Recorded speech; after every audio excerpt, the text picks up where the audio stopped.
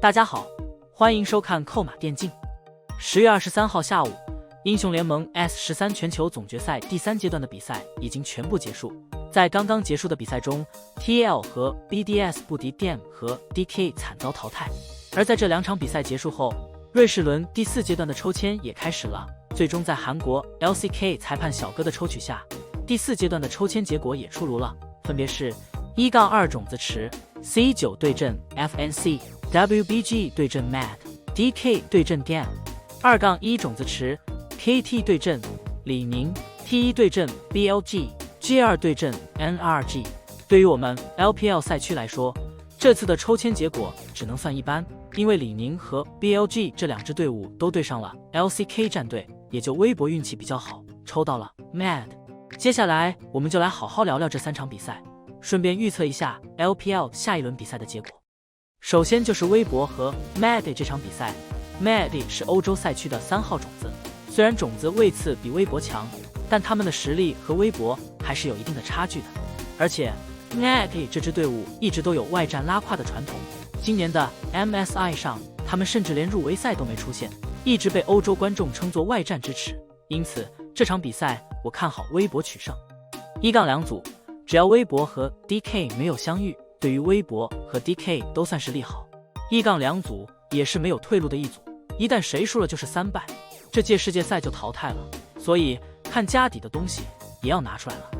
虽然这几场的比赛中 Game 打得也很不错，以2-1战胜 TL， 打野 Levi 尤其出色。不过相比于 DK 2场直落 BDS， 甚至2场比赛时间都没到25分钟，可以说 DK 虽然打部分强队会吃力些，但实力还是比外卡赛区强一些，因为 DK 获胜概率是很大的。对于微博战队来说，必须赢2场 BO3 才能晋级，形势还是挺严峻的。不过微博官推还在乐观发文， BO3 的舒适区即将到来。解说笑笑则为微博战队辩解，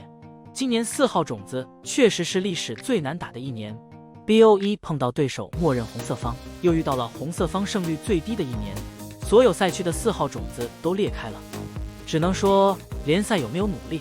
有没有好好打很重要。其次就是李宁和 KT 的比赛，这场个人认为双方的整体实力是非常接近的， KT 的上单略优于李宁，打野李宁强，中单李宁略优，下路2队5-5开。这场李宁能不能赢，个人认为最主要得看上单 ZK 的发挥，如果 ZK 能顶住 King， 那李宁获胜的机会很大，其他几路李宁都不输，甚至强于 KT。再来就是 BLG 和 T1 这场，虽然 BLG 在今年的 MSI 上击败过 T1， 但从2队世界赛的表现来看，他们的水平同样非常接近，并且 BLG 和 T1 的队伍配置也非常像，上单都是年轻操作怪，打野状态都不稳定，中路都比较偏团队，下路世界赛的表现也是神神鬼鬼。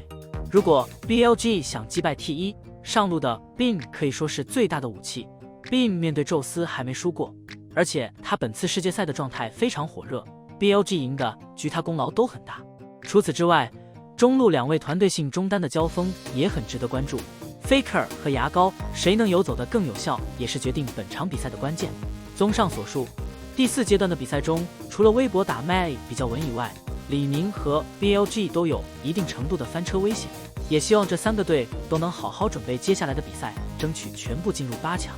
另外有一个对于 LPL 不太好的消息，在抽签结果发布后，很多观众都比较关心这几场 BO3 的优先选边权一事。如果放在之前的几次世界赛，估计没有太多人关心这方面的规则，但因为今年世界赛蓝色方这个夸张的胜率，让人不得不关心谁会拥有优先选边权。因为蓝色方可以一抢，所以版本最 OP 的英雄就变成了红色方要默认禁掉，不能放出来。